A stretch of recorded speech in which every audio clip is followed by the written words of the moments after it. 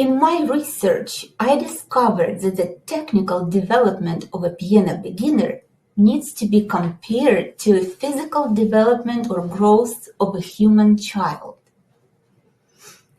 Just like a baby learns to hold its head up, then sit up, then crawl, and take its first steps before running and jumping, piano beginners need to progress step by step as well.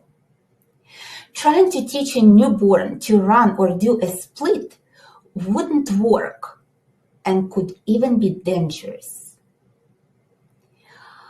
When we get a new student, we have to treat them as our piano babies. We should let them develop the basic techniques and articulations first, and then build up on previously learned skills.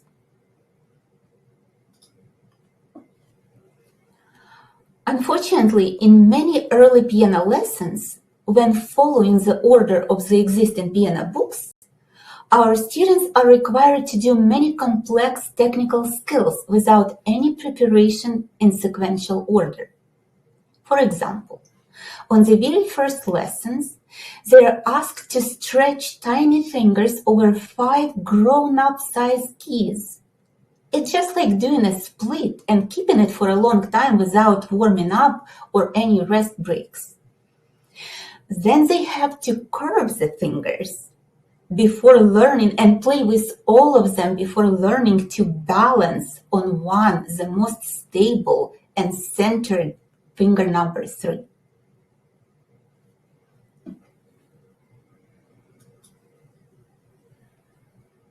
Researching, I was eager to look back into the history of piano technique and found that my own training was deeply rooted in the philosophy and principles of Theodore Leschetizky.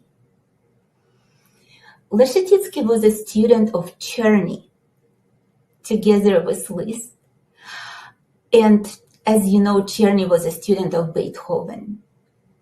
After his studies with Czerny in Vienna, Leschetizky was asked to move to Russia, and he served as the dean of piano department for more than 30 years in St. Petersburg Conservatory, raising many generations of pianists, wonderful pianists from all over the world, leaving a lasting impact on piano pedagogy. Leschetizky's principles were best described by one of his students, a famous Russian pianist, Isabel Vengerova. They are all described in the book called The Vengerova System of Piano Playing by Robert Schick. Here are some of those principles. The basis of technique is sound production. It means technique must become a tool to produce a beautiful musical tone. Non-percussive touch. The fingers are to be close to the keys and in contact with them for a brief time before playing to avoid a hitting sound produced by a finger striking a key from above. Relaxation. We all know that playing even a single note makes our muscle contract. Therefore, the most essential skill every pianist has to learn is how to quickly and easily switch from tension to relaxation.